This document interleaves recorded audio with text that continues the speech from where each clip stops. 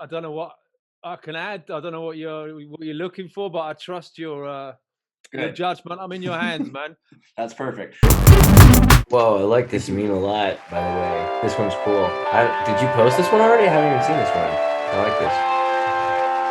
Conscious, subconscious, unconscious. Wow, this is great. Pretty cool. Love can fool you, hate can make you blind. Affections cloud your judgments. If you make decisions when you're happy or sad, you can never be right. Listen now to my advice, the recipe for better life. Hey! Don't follow your heart, it might only let you down. Follow only reason, emotions lead to treason. Only one thing will never let you down. To believe in yourself, believe in the reasons that you have laid out in the argument that will last forever. You know what Socrates said, right? When he knew everything. So once I learned it all, I knew nothing. So they're perfect. So they're ready for flat Earth. And that's the one thing I know, man. I know nothing. Crazy surprise. I hope. Whoa! Wait a minute. That Alex? Alex is here. I know how you guys. Really is that the unicorn? Wait a minute. No way. Hey, Alex, I need one of those shirts, man. That's the best shirt yet. Thanks a lot, man. Yeah, it's on my site, dude. Yeah. All right, I'll order one. It's a big part of the video. What do you think of the video? You believe. The video is unbelievable. So good. The actual music video itself is just amazing. Just like by the way, everybody, that's where NASA shoots. That green screen behind him is where NASA actually shoots all the space travel footage. The green screen, I can't figure out how you do all that stuff with the green screens and the billboards. It's so well done. You get $65 million a day. I get that was a zero, but no, it wasn't. It was I spent $100 on that video, and this is what cost me the $100. This bad boy in the video, and that was the whole budget of the movie of the video. Really, I got zero budget. Imagine what I could do with 60 million. Woo-hoo. Amazing. It would be nice. 5 million. Don't rip yourself off. Well, I feel like the other kids who are supposed to be here are tardy, but we're gonna just let them pour into class. And so let's explain a bit about what we're doing here. This is going to be a epistemology, philosophy, memes chat where we talk a lot about philosophy, and we'll bring up Phallus of Militis, who is one of the earlier flat earther philosophers in ancient Greece. But in general, this is mostly supposed to be not a science class. This is mostly about how it's awesome to see things different ways, and why universal holographic reality, flat earth, and all these other things, which for a long time have been told that we're not supposed to even talk about at all, actually have a benefit just by opening up the theory and theos and shared lens of perspective. I wanted to also introduce Aljoša, who's kind of the co-host. He's from Slovenia. Why don't you give a little intro yourself also? After you, Dave. Yeah, sure. Sorry, what's that? I would say give a real quick introduction to who you are and what you do also, and then we'll do David. Oh, yeah, okay. I just thought that Alex said something. Okay, so I'm a philosophy major. I'm just very interested in questions about how we can know things, where are the limits of knowledge, how we can go about thinking about the world, and what we should look out for, when we're trying to engage with philosophy. And yeah, that's what one question that I had, and that's why I suggested this topic for today. Is just to look at the possibilities of we called it a lone wolf epistemology, basically the question of how much space we should leave in how much space we should leave for intersubjectivism in thinking about the world, how much room we should leave for other people's or opinion, or the workings of science out of the established knowledge. Obviously we have to start from somewhere when we're thinking about the world, and we can go about reinventing hot water, right? We always need some foundation on which to build, and the question here is how much and what we should reject, how much does it make sense to reject, and what we should not reject and build from that. That's basically the premise as far as I imagined it for today. All right. So basically the idea of like, how much should we rely on pre-existing stories about reality to build up our belief structures? And I think that'd be a good topic for everybody here. David, do you want to go? And then Alex will explain. David, why don't you explain who you are? I'm David Weiss. I gave up my entire career. I had my own company, walked away from it all to spread this message because this message is the most important message out there. It's the most important truth, because if everybody's lost in space, if we ever get our freedom back, how long can we hold on to it? Because there will be people here knowing what this place is and knowing who we are and knowing the power of one's mind. And they've basically convinced us to give all of that up and believe that it doesn't exist. And then one of the things that, how do you pronounce your name? Aljoša? Aljoša. Aljoša, yeah. He said, how much should we question established science? We should never question anything that's proven, but there is no established science. I mean, there is no science for the globe. There's only pseudoscience. So because the majority of the world has been brainwashed into believing that we live on a spinning ball, therefore you can't question it. Well, one question destroys it. There's zero proof of the globe. So when you say established science, and then when you start quoting things from, ancient Greece, well, I don't believe any of the stories from ancient Greece. I think they're all fake. So the Phallus of Militis, right? So Phallus of Militis was an ancient Greek philosopher. And let me see if I can even widen the screen so you can see more of this. He was all about naturalistic theories and his hypothesis, mathematical discoveries. One of his main things was that the world was flat. So we look at, his idea of the world being a disk. And so this is, if you look at everything up until NASA happens, everyone's showing the world is, let's do that. World maps flat history. This is probably a good, for anyone who hasn't seen this, obviously you guys probably had. Is this the right one? There's these pictures here. So up until NASA, everyone's showing the world as being a disk. Phallus thought of it as a disk with waters moving on the water. The Egyptians thought of it as water on a disk. The Hebrews talk about a snow globe-like thing where there's a disk, but there's a firmament over it.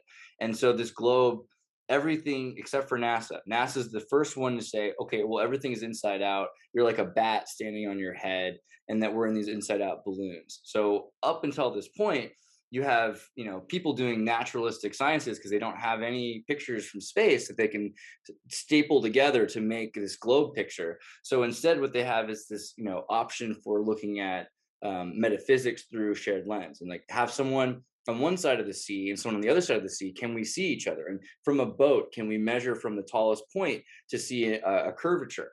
And what they found was not the same curvature. In fact, up until the 1800s, we didn't have any sort of evidence that the world was pear-shaped, as Neil deGrasse Tyson says. Instead, we have evidence from ancient Greece of it being flat. The only person who said it wasn't was a mathematician who was a theorist, Pythagoras. And Pythagoras said, the whole world is this like spheroid noosphere of mind, and it's all infinite, and that like Pac-Man, it comes out the other side.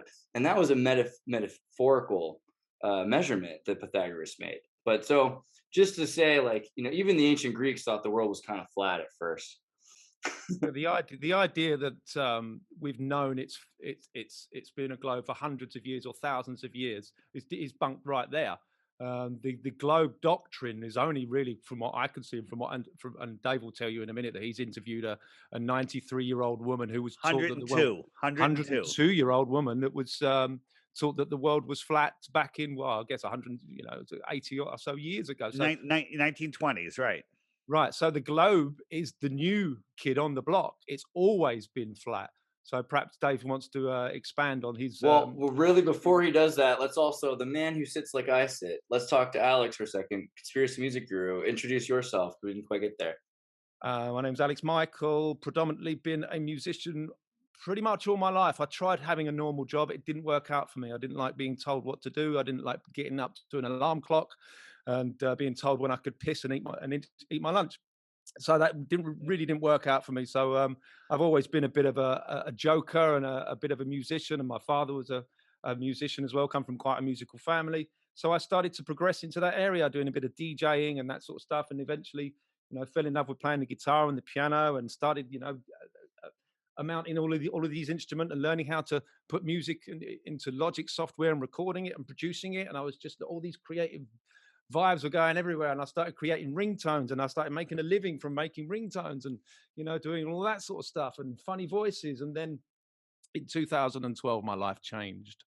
I started coming across some information that the world that I thought was not. It's I started uncovering the lies and the deceits in this world, and then finally I had something that I could write about. I was making songs before about and performing in pubs and doing cover versions and singing love songs and that kind of thing, and songs about breakups. But now here I found that the world was fucked up because of it's designed that way, and that was the reason the world was so messed up, because it's ultimately controlled from the very top of the pyramid, and our lives suck because of these psychopathic elites that run everything. And my whole paradigm changed in 2012, and then I started to get better at music slowly, and got further and further down the rabbit hole and started questioning who I am and what this is and what the sun is and what the moon is and what the earth is and what everything. You just found myself very, very far down the rabbit hole, and of course making songs about things that most people laugh at, but it's only when you go that far down the road, it's absolute normality to me now,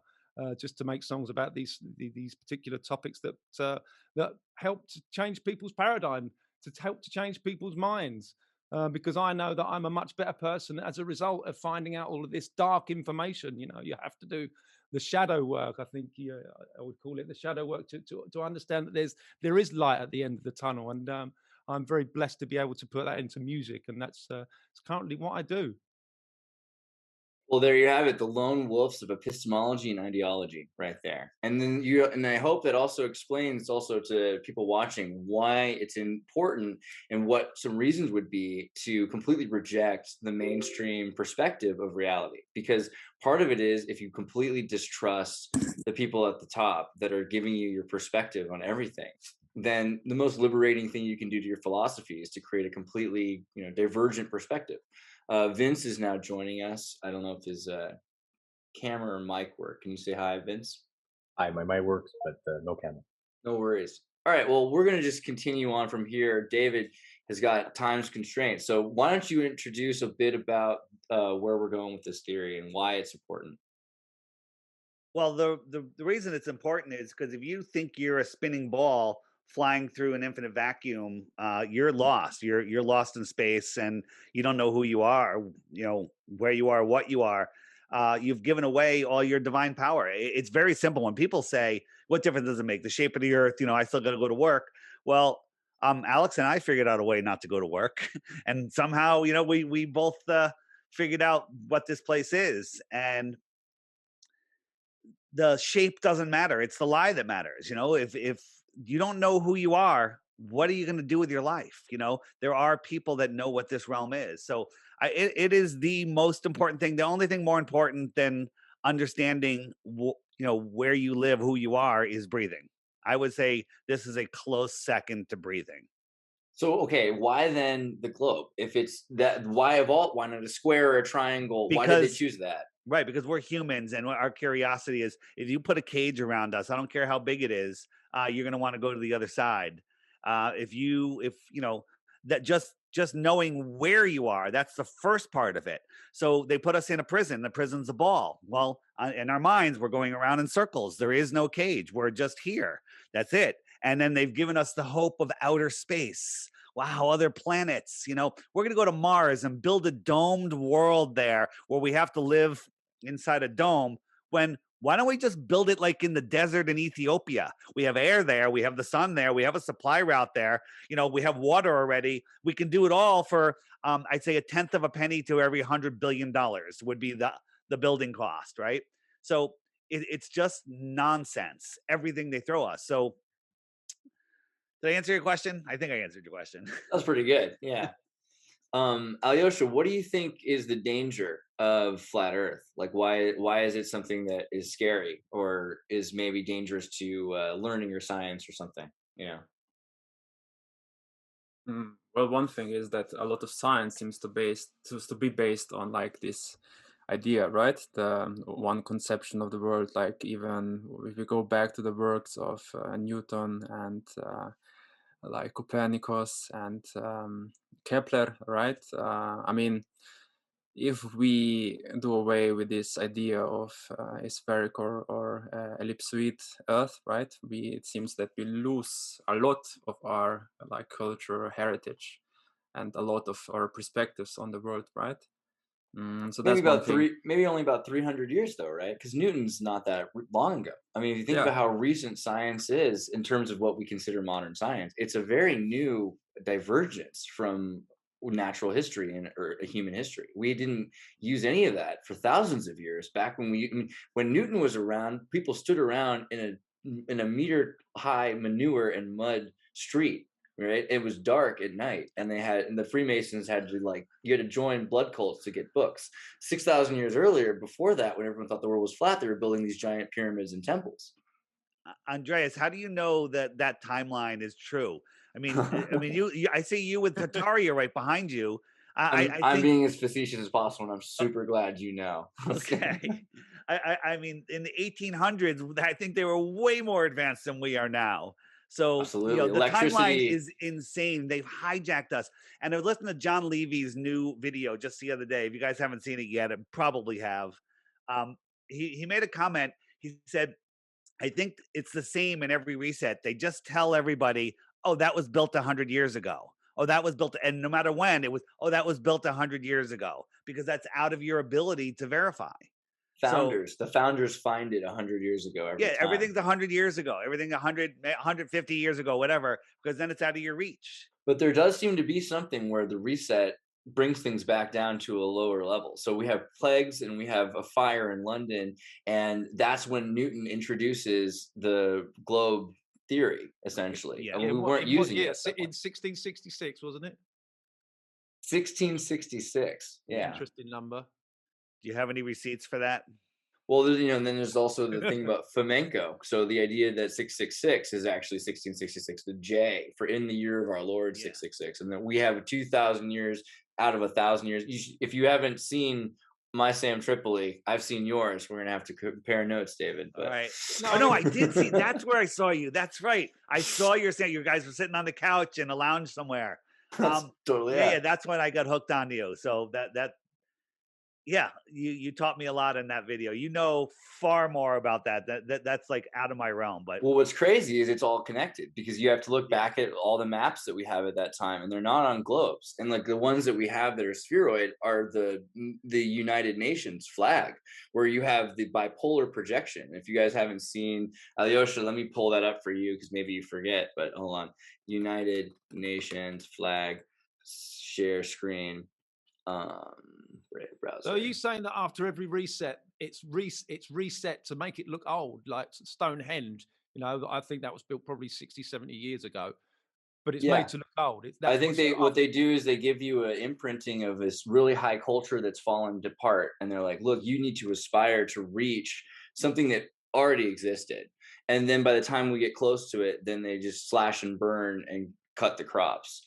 But Aljoša, look at this flag. This is the United Nations flag, and you'll see it's a bipolar projection. It's actually the same as the original flat Earth flag. And so this is something that often people point to. The United Nations is modeling the entire world. And again, this is even just an ideology around the idea that all continents can, but once you start to notice this, you see that they're all much closer together, and everything actually does exist in this sort of equal plane. Whereas what we use instead is the craziest, was the Atlas Earth. Look at this crazy map that makes no sense, right? I mean, let's be real. We can what at about least the all. Gleason map? Yeah, we'll go to that. But just really quickly, I just want to make a uniform point that no fool on this earth thinks this map makes sense. Not a single person, not anyone who believes in the globe thinks this map makes any sense. They look at this map in school all their lives, and what does it do? It takes Russia and the United States and puts them in China, clear on the opposite sides of each other, even though there's two Alaskas here. You can see Alaska on the left and on the right. So you get the point that really all this is far closer together, but they want you to feel like things are so spread apart ideologically. So we have to get past that paradigm idea of things just being okay. So what was the map, Alex, you wanted me to look up again? The Gleason's map, and incidentally, flight routes make no sense on the previous map that you just showed. They form these dog legs, going right up and right down. But yeah, on a map like this, the Gleason's map, they're straight lines across. So when you start looking at flight routes between globe versus a map like this, an azimuthal equidistant they call it, then they make a lot more sense. Right. Gleason's map is like they have 1800s maps like this. Yeah. If you could share my window, this is a flight from Taiwan to LA, right? And there was an emergency, some medical emergency right about here. And so if you're the pilot, where are you going to land? Maybe Hawaii, maybe just go over to LA. But instead, they went all the way up to Alaska. And the reason they went all the way up to Alaska, because this is the flight route going right here, a medical emergency, Alaska. Hawaii is out here. This is one of the craziest things about the flat map when you look at the flight routes, because when you start seeing flight routes, what you'll notice is they're all straight on a bipolar projection on a flat map projection every time. So flat lines. The Globers will say, well, the reason they went there is because there was a better hospital, or they couldn't land on this small island, or this and that. But every time there's an emergency landing, on one of these long distance flights, they land in a place that only makes sense on a flat earth map. This is one of the greatest coffee table books ever. If anybody wants to get it, 16 emergency landings proving flat earth. It's made by Flat Earth Banjo Japan, whatever, worst YouTube channel name. But it's a great book, and there's no way to look at it and not realize that you're being lied to. There's something very strange about the flat map when you look at the flight plans, because every single flight, like try getting a straight flight anytime and you can't. You end up getting with these weird curves. But get on a flat map, try to find one that's not straight. You won't, because they're all straight that way. Western Australia, you go all the way up, you go all the way over to Europe and Dubai and down. But if you look at that on a flat earth, it's all the way up, across Europe, Dubai, boom, straight line. Airplane, not air globe. Sea level, not sea curve. So what does it say then about the South Pole versus the North Polar projection? What is the point of these things, and why is the South Pole so remote and hard to get to, and why can't we go to the North Pole? Well, I you know what, that's a great question. What's at the North Pole? I'm wondering if maybe some of the things we see in the sky is being projected from the North Pole. I recommend I tried to film it. I have a parabolic mirror, right? When I bought this thing, I had to sign all these waivers, never leave it in the sun. I mean, in the winter, you can focus it at somebody and set them on fire. It's insane. But I held it, and I held a light over it, and boom, right in the middle, a friggin' moon appeared with a glow around it. It was insane, floating in the air. But when you try to film it, just like when you say, oh, look at that giant moon, and you take a picture of it and it's a little tiny dot. It's like, why can't cameras see what we're seeing? But is it possible that the moon that we're seeing is being projected from the North Pole? I don't know. It could be outside the firmament, could be inside the firmament. I don't think it's anything physical, but the interesting thing about the North Pole, when you were just bringing up the maps just then, you look at maps now, what they show at the North Pole, as opposed to what maps showed 200 years ago at the North Pole. They're hiding something there. I mean, there are many myths and legends about the North Pole, the four continents, the four great rivers, that kind of thing. And there are some stories as well. One called the Smoky God, I believe it's called, where it documents the journey of a man and his son that went to the North Pole and found a completely different world. So you've only got to try and find an actual satellite image of the North Pole, which you cannot find. They're all photographs. But when you start looking at old maps of the North Pole, things get very, very interesting. So, you can just see that as a deception in itself. Yeah, I'd like to come in with a curveball here. Apparently, I mean, there's obviously a lot of theories, but at the North Pole, there's an entrance to the hollow Earth. So maybe the Earth is flat and hollow. I agree with you.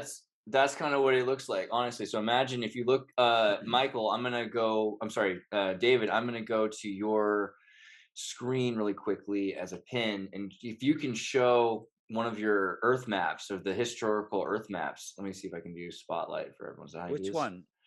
Well, can you go back to the ones you had that was just the different kinds of mythological Earths you had a couple back? You mean like that?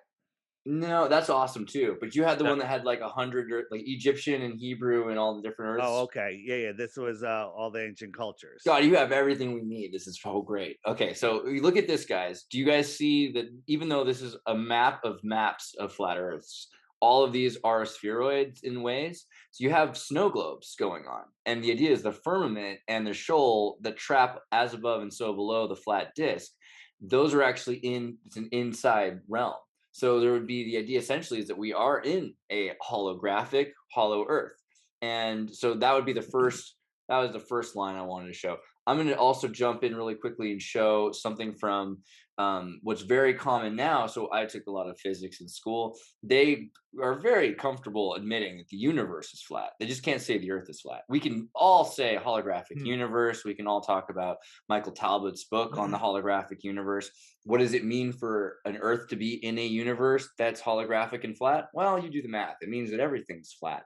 So, theoretically, all mathematicians have already embraced and accepted the holographic level. They're not saying the Earth's a turtle, but some people even are that biological Earth. Like I think you've seen Stellium 7. Mike Wilkerson does a great thing on living systems too that are connected. But the holographic universe is essentially that idea of a hollow Earth, but in ways that we haven't really thought about. The other thing I wanted to really quickly say is because some people here haven't really heard of the firmament. They probably don't know what we're talking about. It's the idea of a bubble, essentially, that's over us. Now, does that sound scientific? Let me just really quickly remind you that the Van Allen belt, Van Allen belt is, as far as we understand it to be, that firmament idea. It extends beyond the moon, and NASA's admitted. So we have a kind of a VLF, a very low frequency radiation belt that we now know. Also, we've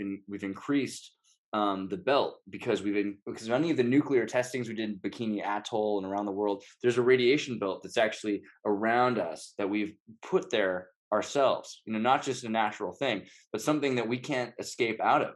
So there's a natural thing, there's something that we're affecting, and this is what could very well be what their excuse is for the firmament. Just wanted to bring that up. So yeah, and can I just say, the firmament is one of the main arguments between the flat Earth debate community, is because the second law of thermodynamics doesn't allow gas pressure without a container.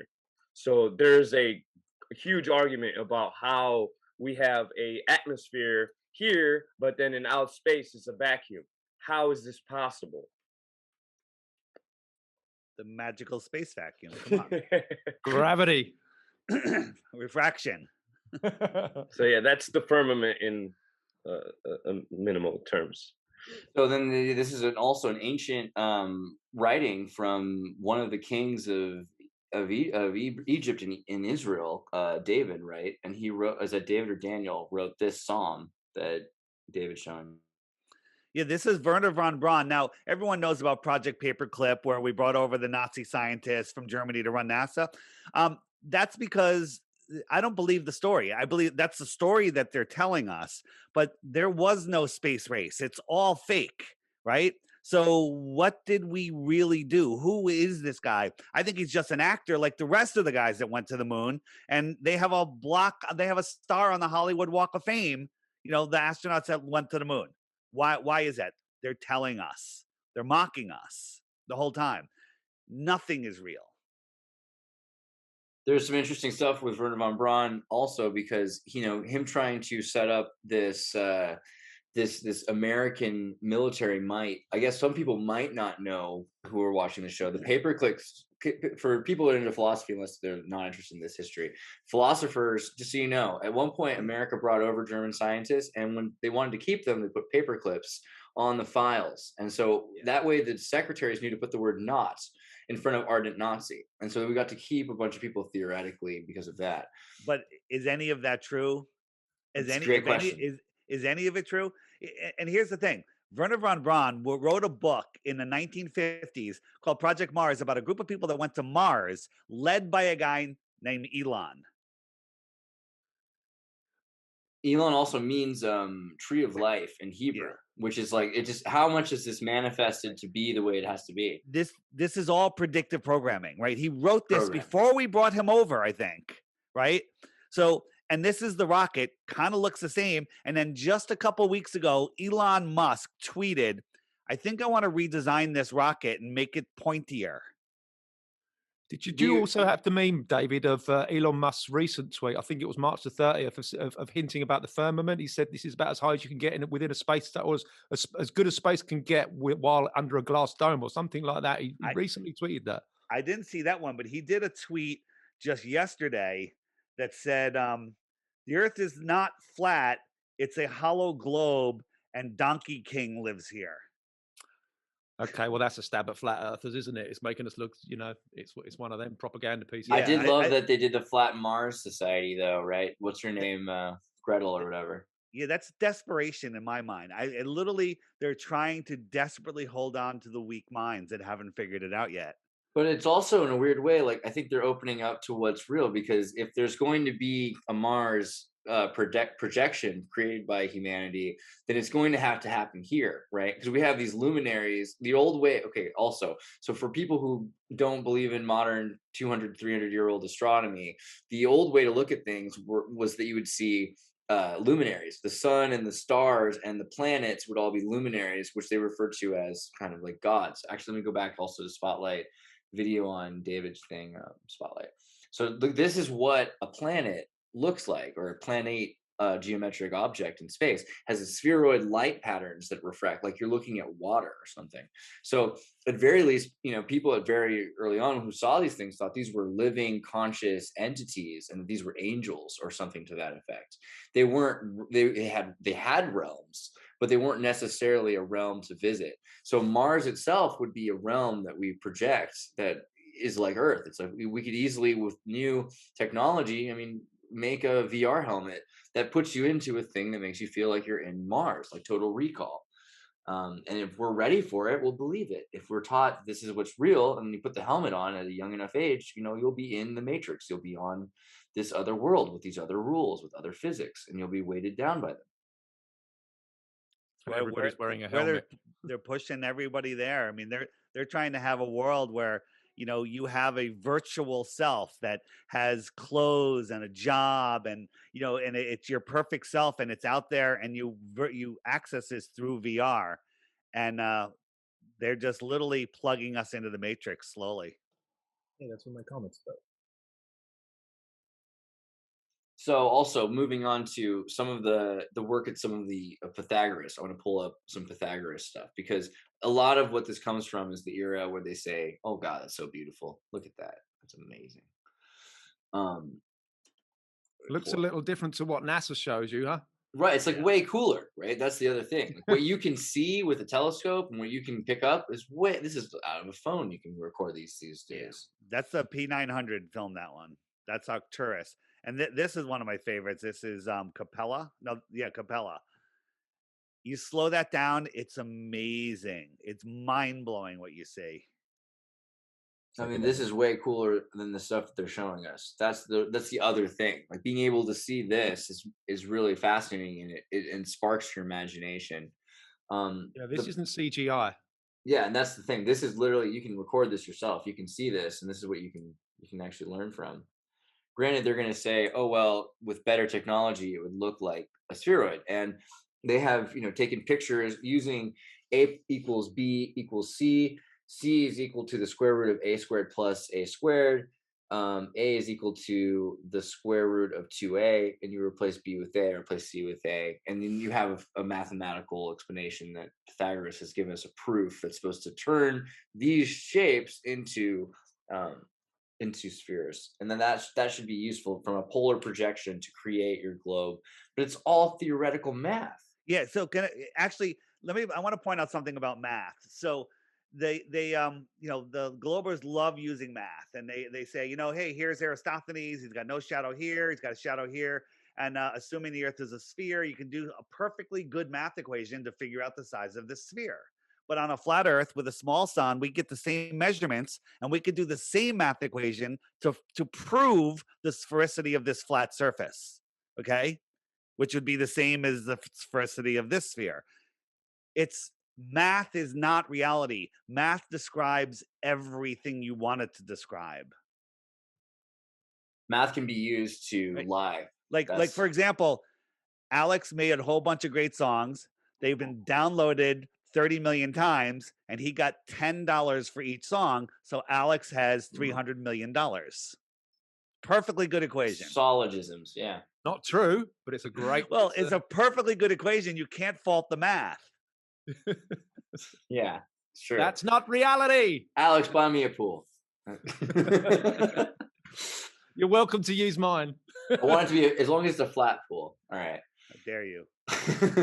Well, okay, so I feel like we're scaring people because they don't know what to even think now, because now they have to be opened up to this idea that the world might not be a globe. So guys, if that's how you're feeling, or if you guys want to have some sort of questions rebutted first before we go deeper, let us know. But I think we have to go deeper.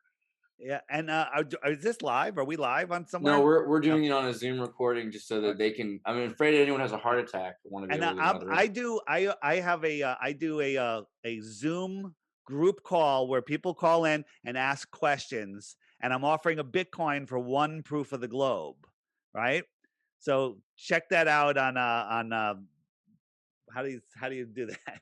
You just follow my channel. You see videos on that channel announcing when the next one is. But here's the thing. Just for those of you that are flipping out at this, we were all you, Alex and I. We flipped out when flat Earth was brought up, and we tried to disprove it. But once you are able to look at it and understand that we're not on a spinning globe, everything changes for the better. You're no longer spinning out of control in 4 different directions at once in an infinite space vacuum. You now have a solid foundation underneath you. Your thoughts are no longer powerless. They're super powerful. They're manifesting. I mean, your thoughts create your reality. So it's as soon as you can take charge of your thoughts and know the truth of the world, then you can start to take control of your life. Basically what Neo did in The Matrix. Exactly. You take enough psychedelics. At the beginning of the movie, he was lost. He was separated from his soul's journey. His mind was trapped in the Matrix. By the end of the movie, he knew who he was, where he was, what he was, and the power of his mind. That's exactly what's going on here. Let's also think about empiricism in general. Aljoša, like Hume, right, and empiricism. What do you think about the idea that we're supposed to believe in our senses? I mean, even in a post psychedelic age where we know that our senses can be manipulated, what should we rely on our perceptions, or what should we rely on? Yeah, that's one of the questions which we kind of have to solve in philosophy. I feel like obviously every experience has to be interpreted in one way or another, right? Just like with the mathematical equations, like you can you do some measurements and those mathematical structures hold, but obviously how you're going to go about interpreting those equations, there's going to be many options open to that, right? But if we could get back to the epistemological question, right? We said that obviously there's some mathematical equations that can be interpreted both in a spherical Earth and a flat Earth. But my question maybe would be, what makes the flat Earth interpretation superior to the spherical one? Why?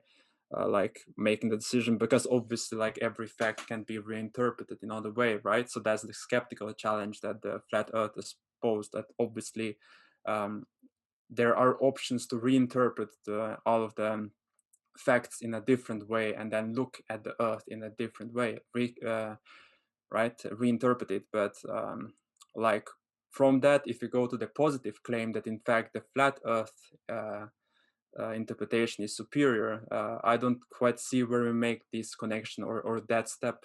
What is the answer to that? Let me take a stab at that for you. After you, go ahead. It's very easy. So on a globe Earth, we have a size, it's 24,901 miles around, and that would mean that using the globe formula for that curvature, we should see a certain distance. We can see well beyond those distances. We can see things that should be hundreds of feet, or thousands of feet below the curvature of the Earth, and so that proves right there that it's not a ball. The fact that the distances that we see constantly change, that shows that it's an optical thing.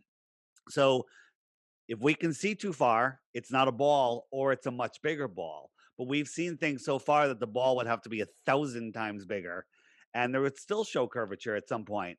But we're not seeing that.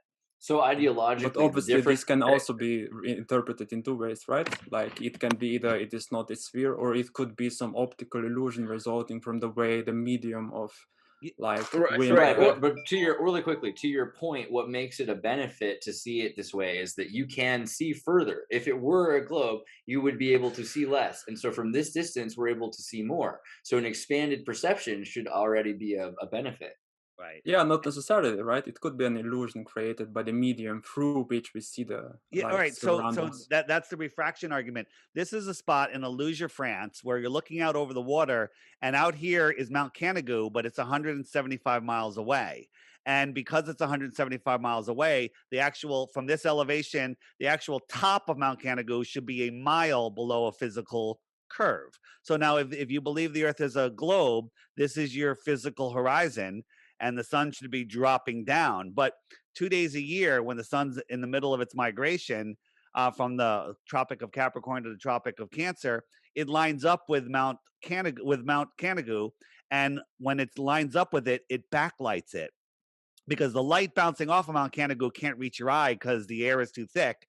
So the very top of this mountain right there should be a mile below a physical curve, but it's not. So the only argument a glober has is, well, it's refracting. It's actually, the sun is already set, but it's refracting up. Well, it's refracting and the mountain is able to block out the sunlight? I don't think so. This is right here. We can see too far. This is absolute positive proof that the Earth is either 1,000 times bigger than they tell us, or it's flat. And physics tells us that large bodies of water at rest lay flat. Water needs a container. Yeah, and then on top, in the terms of, okay, a flat surface and a round surface. So in a flat surface, you could use trigonometry, simple mathematical equations. Now, when you bring in spherical objects, math gets complicated, advanced, circumferences, radius, it gets complicated. So because they're using the globe projection, they're making people think that you need to know calculus to triangulate, and it's way too advanced for our human mind to even find out how to triangulate unless you go to school and learn how to do that. But on a flat plane, you could easily, pinpoint where two people are, because it's simple. It's 2 dimensions. So even if it isn't true, this is to Aljoša's point, regardless of truth right now, because we're philosophers, we're talking about absolute truth. The knowable Tao is not the eternal Tao. But in terms of the benefit of perspective, because your question was that, what's the benefit of seeing things one way versus the other? Because you can see things different ways. I could take drugs, or I could hit my head and I could see the world to be an elephant or a turtle or a triangle or an apple. Why? Or inside out. Why is it that this is a benefit? I think the answer is there, that we can see more, and we're being told that if you don't understand what you're seeing, you need to just believe in it. That's what science is telling you. Because if you're not able to do this math, and even if you can do the math, you need to use a calculator and a robot machine to get this math for you. You need to believe in everything we're telling you. And regardless of the Earth and the sun and the moon being in the sky, there's supposed to be billions of light years difference, and giant versus small and completely different sizes, but your eyes see them the same shape and the same size, almost exactly, in almost identical distance from each other, all to manipulate your perspective. You're just supposed to never believe what you see, and you have to believe in the math. But the math you can't know. I mean, is that not the new religion? Is that not the scariest religion that we've ever had? The idea that the planet is either spherical or flat is a little constraining, and it's divisive, because reality isn't actually how we perceive it, but it is what it is. And there's a high chance that these celestial bodies are actually multidimensional and multi-state. So they can be flat and round and triangular and whatever shape they actually end up being, and we'll just be fighting about two of the shapes that we can understand. So real quick, is flat earthers know that we don't know a lot of things. There's a lot of things that we don't know. Globers think they know everything, right? And they don't know anything. So is the earth flat? Well, ask me. I think it's some sort of flat plane, whether it's inside a toroid, what it really is, I have no friggin' idea. But one thing that we can all prove, it's not a spinning ball flying through a vacuum in space. And that's all that matters once you see that. Yeah, I would maybe just I don't think that the globe is globe. How do we call them? Globists? Globals. Yeah, right. Okay. So I don't believe that they are necessarily like believe this to be the truth, or that they are somehow philosophically naive. I think that there can be reasons for thinking, right? Just like you said, like we can reinterpret things in a many different like array of there's a lot of interpretive possibilities, right? How we're gonna go about like thinking about the world, like just like Newton and here's the problem. There's a million things I don't know about flat earth, but I know a lot of things about it. And the question I ask a glober is, what's one reason you believe the earth is a globe? And they can't come up with any. So you have to ask yourself, I don't know what this place is. I know it's not a globe. I mean, if Neil deGrasse Tyson said anything other than pear-shaped, he would have given them a way better place to start from. Here's one for you guys to think about. You guys all remember when Neil deGrasse said that because of the spin of the earth, the water bulges at the equator 14 miles high, right? So think about that bulge flying from America down to South America. At what point do you triple your altitude just to skim over that bulge? But getting over that, how come Central Africa is not underwater? Central Africa is not 14 miles high. And if it was bulging, it would bulge all the way around, right? And they won't answer that. So, okay, also something I find interesting about people who believe in space and people who believe in, so bringing back to, I think, Vince's point, which was that this kind of might be divisive in the sense that we're perceiving electrical universal impulses. I'm going to go back to look at David's screen again because this is so good. Like look at this is the spinning baseball story. But really quickly, I just want to say that electricity is probably more the real thing. So when we're looking at this idea, they're telling you that things are so far away that you never have to worry about them, or that they're so close that you're never going to see them. But yeah, go ahead, explain this picture in this video. I mean, this is what they tell us we're doing. We're spinning at 1,000 miles an hour. We're orbiting at 66,000 miles an hour. We're chasing the sun, and we're at 500,000 miles an hour, and we're moving sideways at 1 to 2 million miles an hour, or whatever the speed is. It's ridiculous. And the sun's gravity is holding on to the earth. Think about that. But the earth's gravity is holding on to the moon. And then all of the planets, the sun is holding onto the planet, but the planet holds onto the moon. Why, when the moon gets in between the sun and the earth, doesn't the sun not either rip it away or at least perturb it, right? You're familiar with the three-body problem, right? Yeah, expand it. Sorry, go ahead. So the three-body problem is this. You can take the world's best supercomputer and say, okay, I got a simulation. I got a sun. It's got this much gravity. It's this big. And I got a little planet. It's this big. Set it in orbit. It works beautifully. You can predict where it's going to be tomorrow, in 10 years, 10,000 years. It works perfectly. Then you add a third body, either something orbiting the moon or something orbiting the sun, a moon or another planet. And the entire model goes into chaos mode. It never repeats. They can't predict anything with it. It's completely right. The best computer in the world can't figure it out. You know why? Because the heliocentric model is complete and total pseudoscience, right? This spinning, wobbling, vortexing nonsense, there's no way to explain that when you look through this hole at Stonehenge, the North Star never moves. After 40 years, the North Star is still there. We've traveled trillions of miles in 4 different directions, and somehow it lines up with the North Star.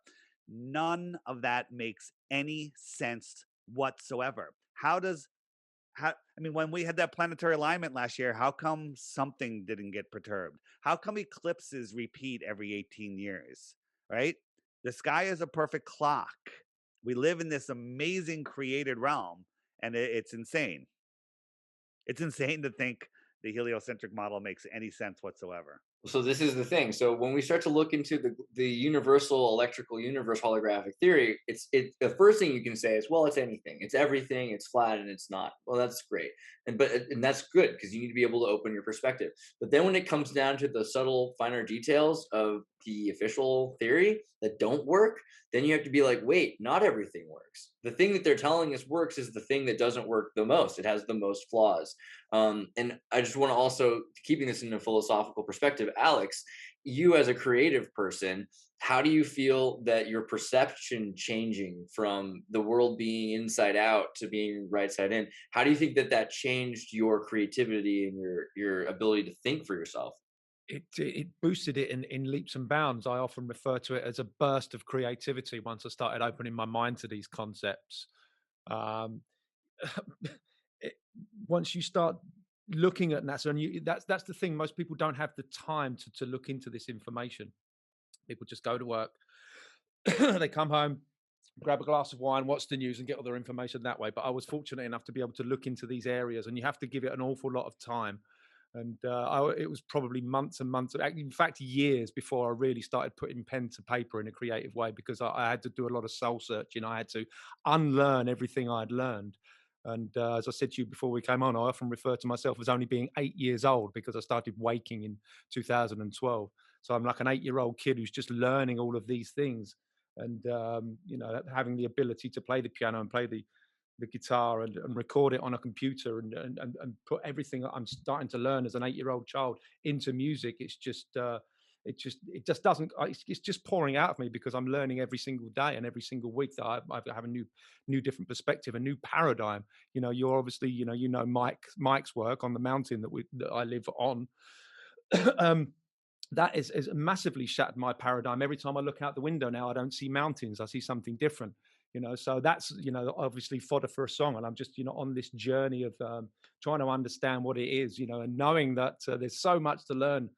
And it's an incredible ride, but it's given me this huge burst in creativity, and I can't seem to stop. So that's the good news. But I feel a lot more enlightened for having looked at the information. I feel a lot more grounded. I'm a better person because of it. I treat people how I want to be treated. I even put that's a line from one of my songs. I respect people. I behave differently because I now firmly believe that I'm a lot more important than I ever thought I was. We're at the center of creation. This is the basement of the universe. The stars and the moon and the sun, it's all a lot closer. It brings everything so much closer. And before I started looking into this information, I was an atheist. So, I was pretty lost, really. So the journey that I'm on, I'm very thankful for, because it does give me these huge creative ideas. And I feel a lot more enlightened, and, long may the journey continue. Dude, I love your song. Don't let them take your mind.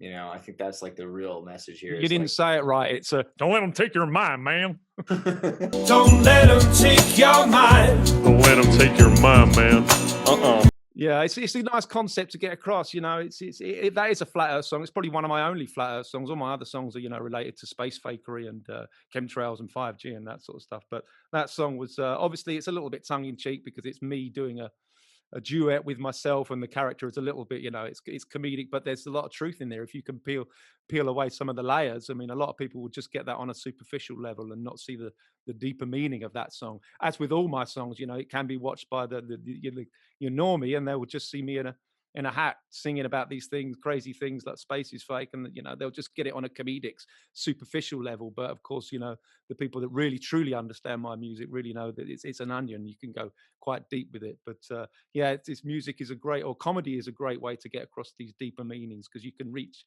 even the normies with it.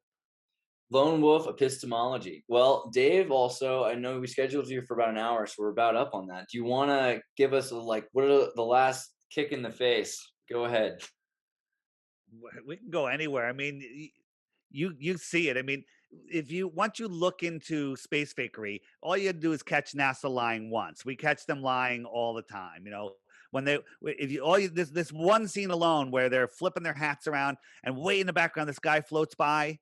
You see him hanging from a wire in a harness. You can see the wire. You can see the harness. That's it. We didn't go to the moon.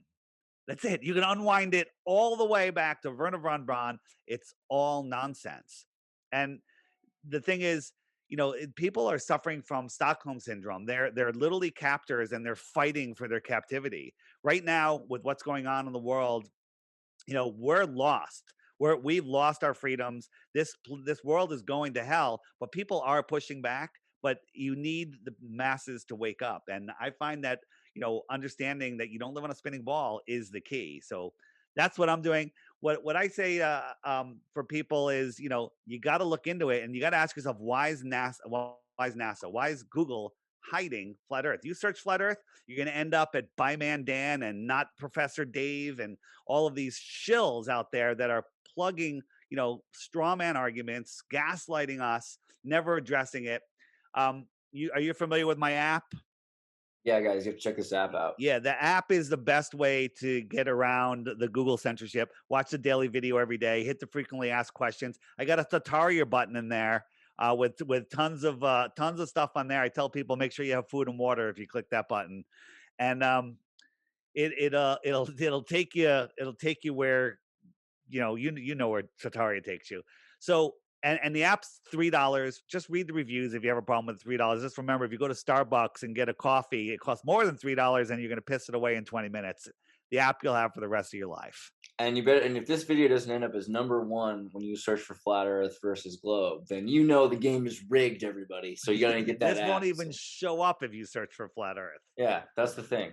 So I mean, we wanted to show that they're crazy, violent, not open to discussion with people that believe in anything else, and I just wanted to make the point that that's not true. I mean, clearly from this conversation, and I'm pretty sure you can see, like he said, a Bitcoin, if you can come up with anything that can't be rebutted in a reasonable way.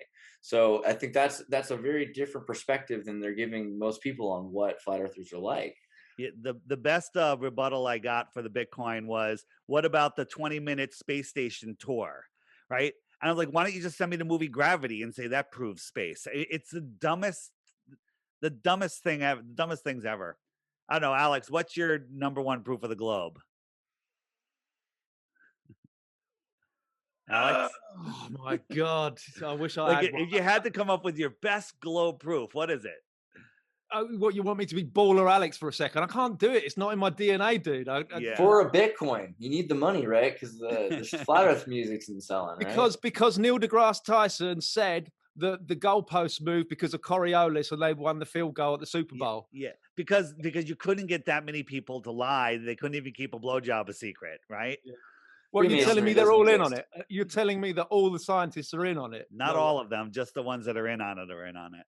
I think the other thing that's important is that you don't need to be in on it to be tricked. And so you have a lot of people that are so afraid of lone wolf epistemology that they could never have this conversation. They could never watch this video. They could never look into any of these concepts because it would scare them, and they're afraid they're going to lose their future, lose any job that they could ever have. If you're a Latvian scientist or a philosopher and you start talking about these things, 5-10 years ago, probably would have meant the end of all career. Now we want to make it possible for people to approach ideas and subjects, because even if we're going to find that flat or globe, both of them are there's probably some sort of data that you can get from one looking at the other that will help advance whatever the future proof is.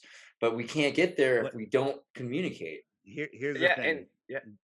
Go ahead, Alex. I was going to say something. I mean, and when I first discovered all this information, it was a huge paradigm shift. And all I got to say is I thank people like you guys for continuing daily and making music. And David Weiss, your presentation is flawless. You are like one of the best. Like, you are my #1 flat Earth proof.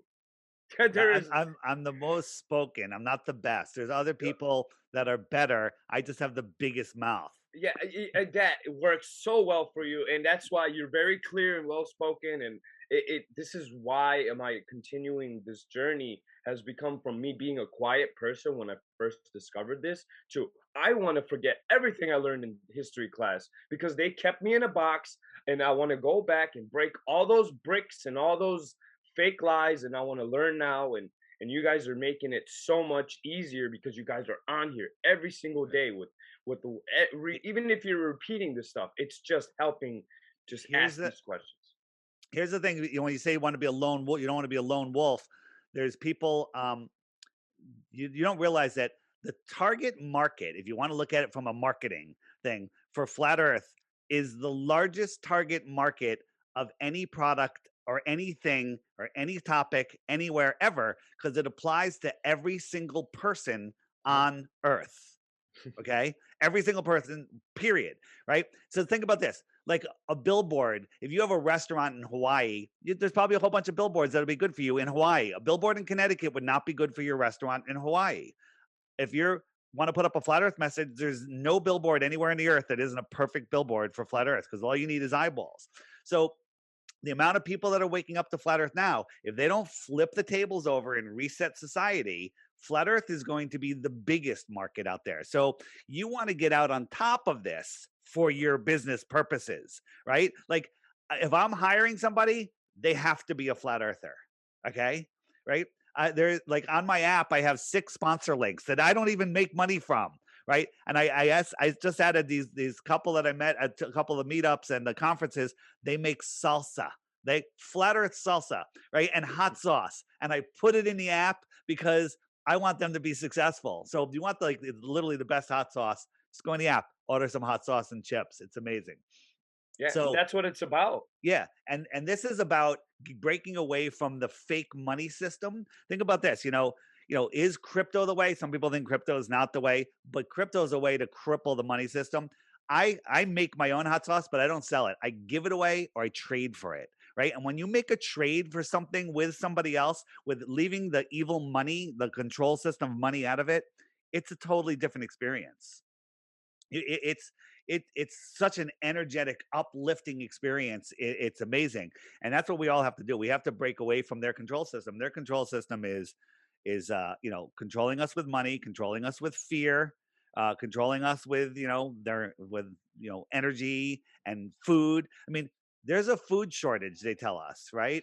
But we live in a place where you can take a seed that your grandmother put in the garage 50 years ago, stick it in the dirt, and then water will fall from the sky, right? The most precious substance on earth, and food will grow out of the dirt. Okay? There's no food shortage. There's no energy shortage. There's no water shortage. The water's above, the water's below, limitless, endless. They just don't want us tapping into any of that nonsense, any of that. I would have one question, obviously, if we start from rejecting a system of belief, right? It seems like there's a lot of skeptical challenges involved when we want to leap into another one. So if we're skeptical of one way of looking at things, right? Why shouldn't we skeptical of another way of looking at things? Why shouldn't we reject both? Once we reject the spherical idea of the earth, why shouldn't we reject the flat earth theory? Obviously the standard of skepticism we put towards the spherical world, I feel like once we put up that standard, it could also be lead us to reject many of the ideas of flat earth. I feel like, especially if we would go into it thinking that there's maybe a lot of emotional motivation for accepting a theory that would put us in the center of the world, right? Obviously, historically, there was always a wish to go against this move towards humans being just on a speck, not important part of the universe. And there was always a pushback, let's go back into the idea of humanity, the ideology where we are the center, where we are shaped in the image of a creator and we play a vital part in this universe. So the skepticism we put forth against the spherical earth, why don't we also apply it to a alternative theory, the theory of flat earth, and go on into doing some more groundwork, epistemological that's always good. questions. People should always do debunking. And so actually what's funny is most people who are flat earthers started out as globalists who thought the world was a glob, and they started to try to debunk flat earth. It's actually how almost everything happens. Is you have like atheists that have started out trying to disprove God, and they become, you know, like Darwin rejects his own theory. With the globe, you have so many people that were like, I used to be a global. I tried to prove flat earthers were crazy, and I couldn't do it. That's what's weird about the flat Earth idea. But you should always be trying to disprove flat Earth. Like, I mean, the more you believe in flat Earth, the more you should be trying to disprove it. Because how else can you find proofs? You want to find the most creative consequential flaws in the argument that then you have to find an explanation for. That's what makes flat Earth so valuable today. Is so many people have done that, and they found answers. You know, and if only globe people would do that more, then they would have. This is the thing. There are a lot of flat earthers who don't know very much, and they still sound smarter than a lot of globe heads, because globe heads don't know. Tyson says the science is settled. We don't need to talk to flat earthers. That's not science. I couldn't have said it better myself. That's the biggest problem. They think that it's over and the conversation's done. Well, is it? Never. Yeah, but Neil deGrasse Tyson is a very naive figure, right? Obviously, also in philosophy, nobody takes him seriously, both on one end and the other. Like, he's just a guy who, well, it's like, you know, you have those people who work first-hand science, and they see the troubles, how many interpretive options there are in every phenomenon in nature, and then there are the second-hand scientists who get a ordered set of information, and then it almost seems like it's all settled, but of course it's never settled, and that's kind of the point. This is always challenge. Sorry to interrupt. This is why I think philosophers like yourself are a really good target market for flat earthers, because, you know, these people can actually go there in their mind. You know, you seem to be more right-brained people that can approach these subjects, where most people are closed off to it. So maybe there's an audience there for you, Dave. Okay. Yeah, in terms of trying to prove the globe more, I mean, the question also goes back to, Aljoša, what you asked about. What's the point? Is there a benefit? And so what is the benefit of proving that this paradigm that's controlled, that's not interested in outside discussion, is right? It doesn't really benefit us, at least, in the Martin Buber unanimity -1, there's not a lot of benefit to going along with this hierarchical faith-based religion of pseudoscience, which is to say that the argument's settled. And so when anyone says that, you should flee, you know, instantaneously. And so this is really what it comes down to, is it doesn't matter who's right or wrong in this conversation, but just because of how you go about your beliefs, you should reject modern pseudoscience and NASA, because they're not giving you enough evidence, and they're telling you that your reality, you should not be able to see each other. And maybe someday you won't be able to see each other over the horizon because you believe it so much. And that kind of voodoo capitalism can really destroy creativity. That's kind of one of the things here, with philosophers being able to imagine if they lived in a turtle or outside on a donut or being in a flat plane or not. It means you have a kind of freedom that you don't realize other people don't have. There are so many people who pray to Neil deGrasse Tyson on their knees and think that he is God or the priest.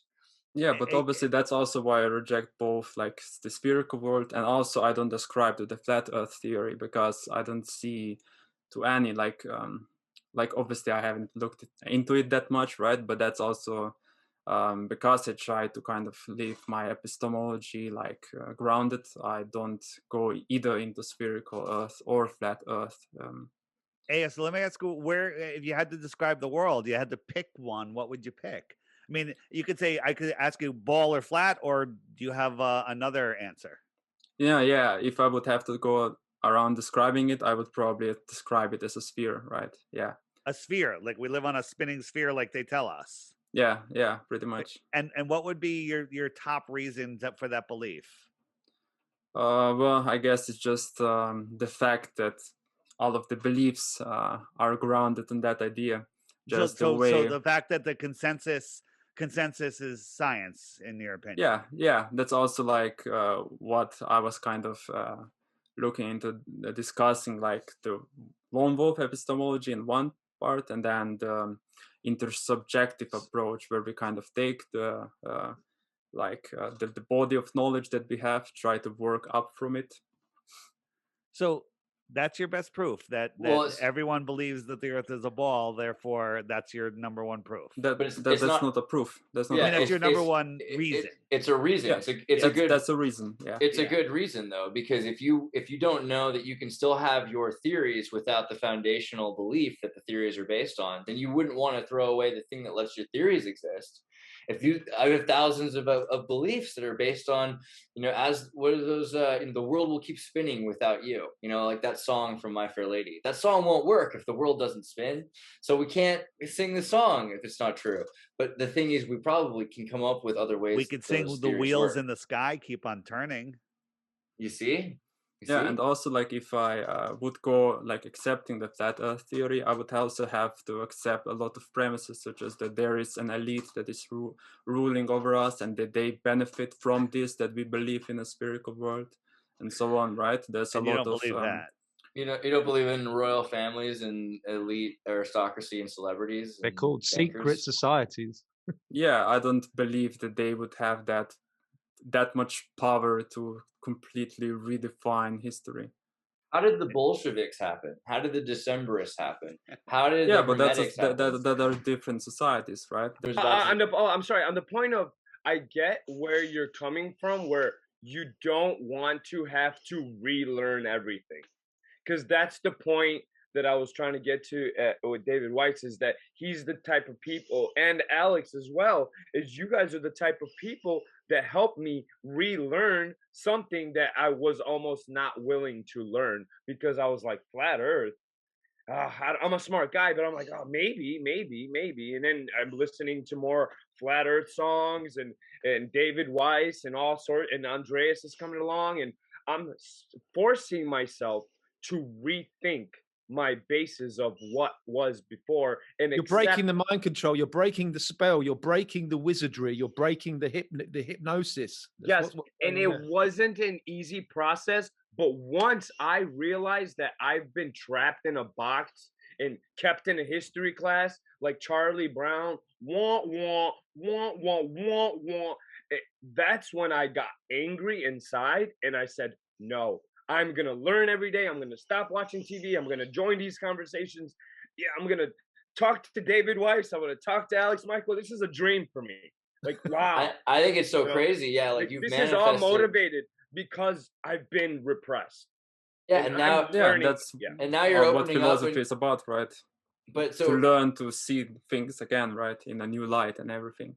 But the step that I'm not quite on is to that positive light, constructing of a theory, right? Once you go into accepting another theory, like rejecting the theory that was given to you, okay, but I'm not quite there on I think accepting the flat Earth theory. We're going to have to show you like 400 years of secret societal history. I find it pretty interesting that would be the point where David pops out. He's like, I don't even need to do this part because this part's already been discussed.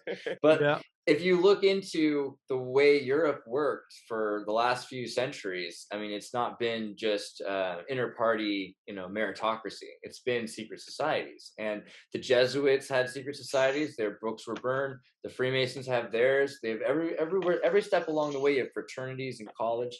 We live in a world full of people that can keep secrets, and that's not the hard part. I'm not saying that that's the most important part either, but that's not a very good answer or excuse, is that people can't keep secrets. I mean, Princess Diana is still, supposedly died in a drunk car crash, right? Like, the people can keep secrets.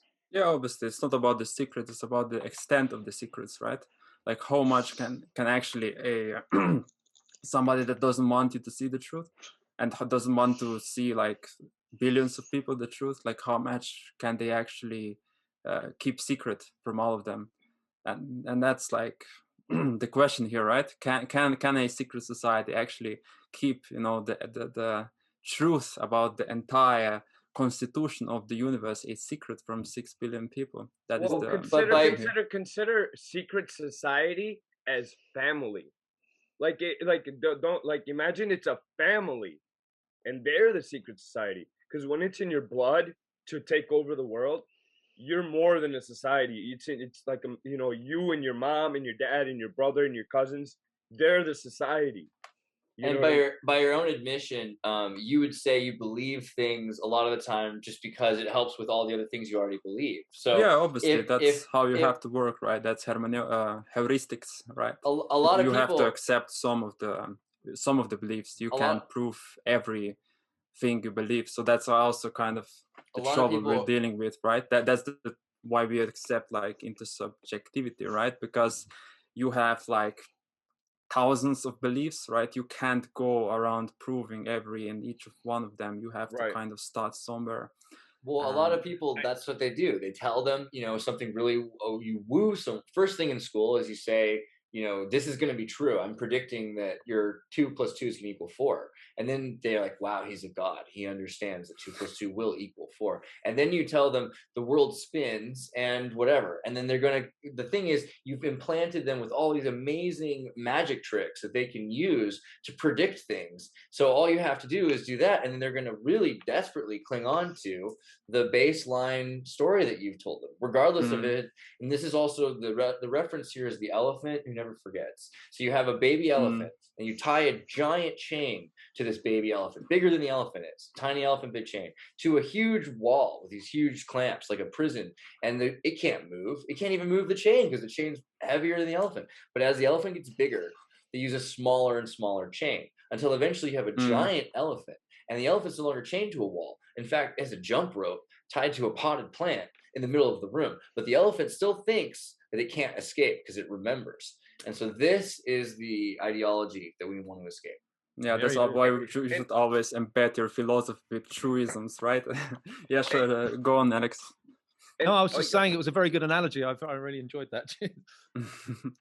Like Descartes wrote about like his epistemological project in like Discourse and Methods. Like obviously his most important work is Meditations on First Philosophy, but he also wrote a second book where he like looked into what this project is about, like the behind the scenes sort of, right? And he wants to explicate the implicit in his work. And what he was like saying is, I have this enormous building of knowledge, right, that was just handed to me, and I don't know which ones hold, which ones don't, because I can't see. I'm obscured by the vast, by the vastness of all of those, the massiveness of this building. I can't see what is true and what not. So what I need to do is I need to leave this building and not go with a hammer and destroy it like Nietzsche did, but leave it there for a second just in case, and then start anew. And what he discovered was some basic insights into like some Archimedes points, which can certain truths, he called them, such as that if he thinks, he has to exist and so on. But then the trouble is that there's only such a point where as far you can go, right, with this. It's after some point when you go make these foundations, you're still kind of gonna accept some ways of looking at the world that aren't gonna be built up from these foundations. There's just, if you wanna have a functional building belief system, there's always gonna be, the zeitgeist, the milieu where you grew up, that's gonna end up influencing that. And that's why what I'm trying to say is that I'm kind of skeptical about theories about, the universe, because the way absolutely it's Michael Aquino. That's a great way to look at things anyway, because you can't just accept everything. It's be like, oh yeah, because then you feel like a hypocrite. You don't want to be a hypocrite, be like, oh yeah. No, you can't do that. So but one way to go about it is to especially in my learning in the last 2 years, especially after I've been awoken. Before, when I would watch something, I was like, all right, I got to watch this whole thing, remember it, and then put it in my old memory and add on to it. And that never worked, because you're trying to add and like it's overwhelming. It almost makes you hypocritical. So what I've learned in the last 2 years is when I find a theory, I'll listen to the whole theory, I'll add it to my reservoir, and now I'll know about that theory. And then continue on so I'll make a library of different theories, and all of a sudden, somewhere along my routes, some of these theories start connecting. Be like, oh, okay, that's why that guy's talking about that. Well, that guy was talking about that, but he doesn't know what he's talking about. So now I know, and then you're making your own theory out of all these different insights: flat Earth, globe Earth, hollow earth. You got electric earth. You know what I'm saying? These are idioms to entertain. So it's like Yeah. if you're going into a game of Magic or Dungeons and Dragons and they've got a flat plane, or how many video games? Do you think most video games are made in spheroid physics? No, most video games are made in flat physics because it's so much easier for the light. So if you're playing Grand Theft Auto, you're playing in a flat plane, flat world. So often our realities are becoming virtually parallel and perpendicular. They're different kinds of realities that we're going to have to react to in different ways. We might as well entertain different thoughts in different safe spaces in our mind. It's very interesting how it seems like we're never learning, and in this world that we live in, that our society, the normal world that of today with the TV, they expect you to reach a certain point where that's it, I know everything, and that's so wrong, because every single day you learn something. It doesn't matter what it is, you're always learning. And for society to tell you that there is no more learning after you're 18, or after college, or you have to pay. Now you have to pay to learn. It's a huge, fallacy. It's horrible. Like into your brain. Don't let scientists make love to your wife. Yeah, you should be expanding and inventing theories every day, because some people invent, and that's why it's because they're feeding their inventive skills instead. Some people, yeah. I was gonna say, Tynan had brought up at some point. So I was trying to come up with some way of using shared lens as a way to describe things, because if we're looking at science as an enterprise for finding a shared lens, there are other shared lenses out there. One of them being theology, right? And so theology has theo and theos as the root, theosophy, theology, and then Tynan said theory, I believe you brought up, right?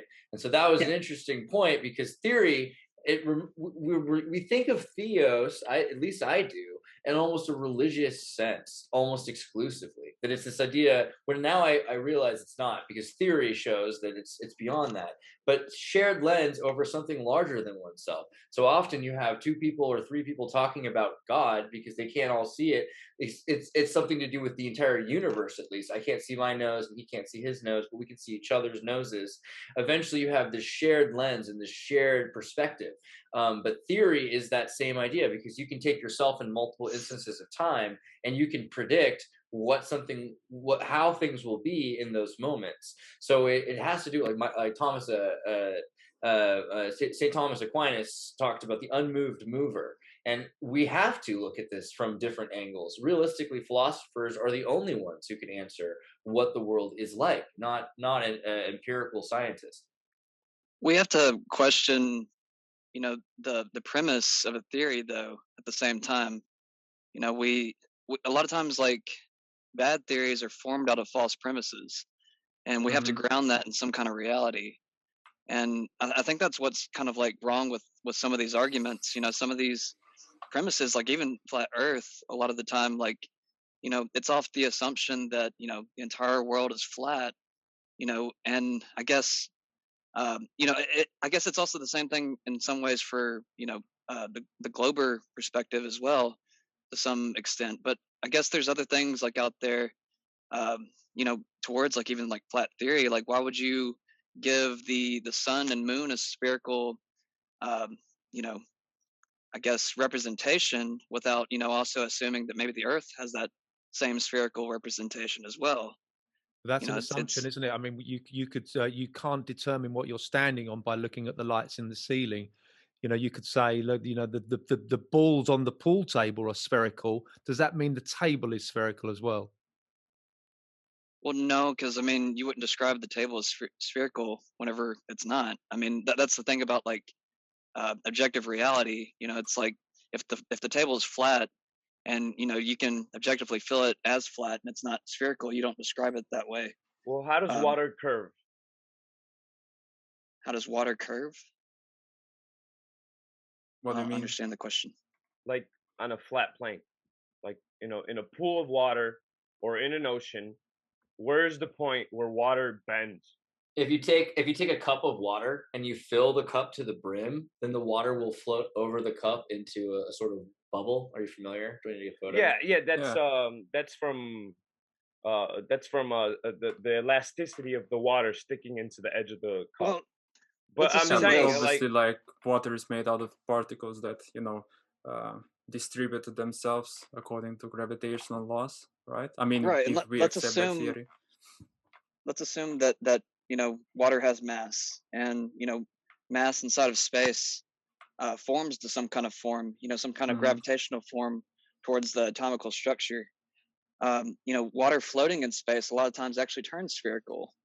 Well, Floating in Australia, empty space. how would Australia make sense? Like, so if I would to ask somebody to take a picture of Australia right now, it would be like, so they would be upside down, like so, like, right, everybody. Well, theoretically, everybody's upside. That's the beautiful thing about the whole idea. So if you believe that we're all the mainstream belief, it's that we're basically bat people that are standing on our heads in an inside-out balloon. And once you get to space, there are more balloons that are inside out, and then that makes and they're all moving really fast, and the friction isn't destroying it. And it's everything's opposite. Like if you took a cup of water and you put it on the outside, it would be thrown out. But if you put on the inside, it causes this, when you spin a cup upside down with the water on the inside, that's because everything's inside out in space. I mean, it's really weird to believe because it's just the exact opposite of everything that you experience.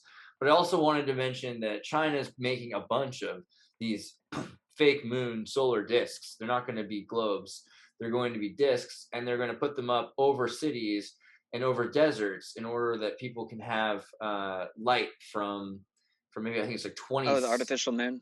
27 or something of these artificial moons they're going to launch Right. about 310 miles above the Earth, which is still within our atmosphere. Well, aren't they solar reflection? I guess disk of some kind. Right. Yeah, and so what's funny is a lot of what these theories are about the moon is that the moon has a cold light from being a reflector, and that there's a multitude of different kinds of moon discs in the sky that we don't get to see all the time. The Vedic moons, they have the Vedic black moons, and I think there's like 7 different ones. Was it black moons? So there's that actually fits with like ancient Vedic astrology.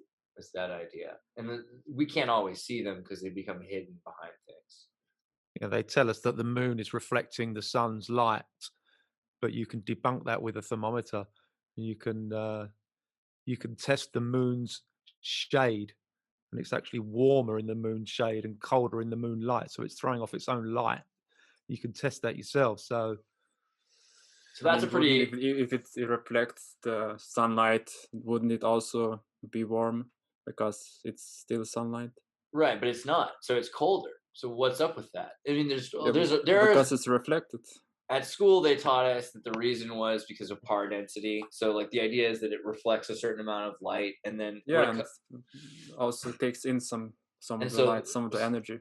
Yeah, but so it doesn't really make sense that it projects a cold light that makes things colder. Like, that sounds like magic. Well, there's also other environmental stimuli that could affect that as well. I mean, I'm not saying there's like air on the surface of the moon, but there might be other environmental forces that could affect that. Different, solar winds that could affect that. But also too, just, how thermodynamics just releases energy. If it's, I guess, if it releases enough energy, it could lose temperature. So, I mean, I guess that's part of my point with that. It makes sense that there could be like different things we haven't experienced yet. If I could also introduce another theory. So this is, I just discovered this one. So this is a CD, right? So this would be our Earth, right? And then this would be the hollow Earth in the middle. So then what one of the theories are, this is just adding on more knowledge, right? So this is our Earth. And then from the middle is what lights up the sun and the moon out here. So it's like the Axis Mundi. Yeah, some stuff like, it's kind of hard to explain. You kind of got to see a visual, but basically from the middle of the Earth comes out that beam of energy, and it projects the sun and moon as they go around. So that's another theory you could look at it. So the idea of the Axis Mundi, though, I mean, again, these are beyond just like theories. Like, this is what people this is how people believe the world worked in Nepali culture and in Ayurvedic Hinduism and different kinds of Buddhism that exist in Tibet and in the Setian priests of Egypt. Like this is how the Lakota and like all of their maps, they all point to the same idea of there being an axis mundi and that the world itself is moving, and that the things, instead of the world spinning, it's actually inside of it, inside of this dome structure. So it created all of their religions, all of their sciences, all of their philosophies, all their cultures, songs, and ideologies for 10,000 years, up until 300 years ago. So for the same reason that, Aljoša, you're saying that we should probably hold on to what we've created for the last 300 years, I'm saying we should probably hold on to everything that people believed 10,000 years ago. Doesn't mean we have to actually ascribe ourselves to be like Calvin in the 16th century, that we hold on to and not forget what they believed. But I think that we probably should analyze it a lot more than just to say it's completely irrelevant now that we have Calvinism. I mean, a lot of the ancient cultures were describing a sphere, but in a different manner, the dome above and the dome below with the flat plane in the middle. And I subscribe to that. We look up and we see the heavenly spheres. Well, I do believe we're a sphere also, but a flat plane within a sphere. That makes more sense to me.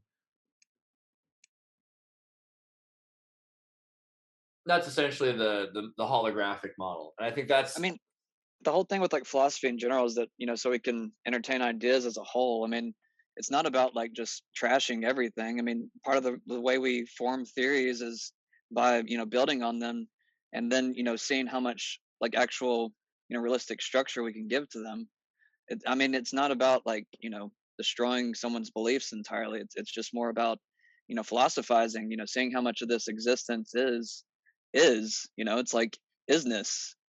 And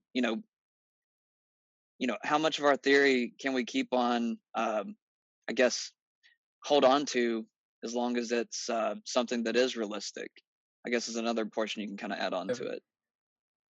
Yeah, and that's what I meant, like with holding on to the last 300 years of what we discovered. Like, not that we should just accept it as truth because, just because, but we have to assess like what actually works in a scientific theory that we take to be truth. For example, physical systems or different ways in which we project our mathematical descriptions of different entities or energy like behaving, right? If it kind of relies on a certain premise about what's the world like and it works, and that can be a reason to hold on to that theory, right? But obviously that's then the question of scientific realism or anti-realism, right? If we take any scientific theories to truly get to the world, or if we believe that our science is just an instrument for controlling nature or describing it, but in no way to something that can get at the foundations of the world, right? That's a debate that I kind of worked on my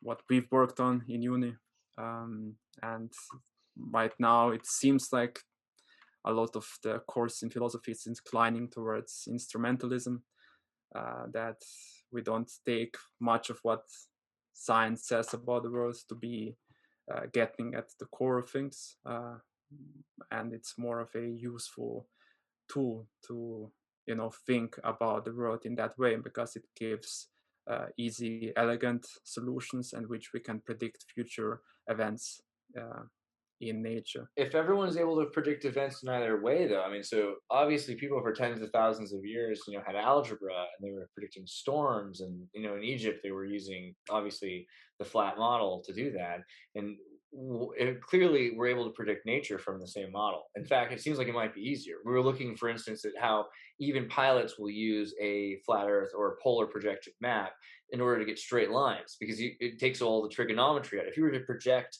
fifth dimensional reality onto a four-dimensional toroidal disk in a video software simulation, you would start to lose amounts of data, and it would start to angle itself at the certain poles. So it could very well be that we're just talking, like we said, about something much bigger than what we're experiencing. It could be that we have more dimensionality. I think we've talked a lot about the 10 dimensions, which is this idea of having all possibilities for all possible big bangs and all possible apocalypses and timelines.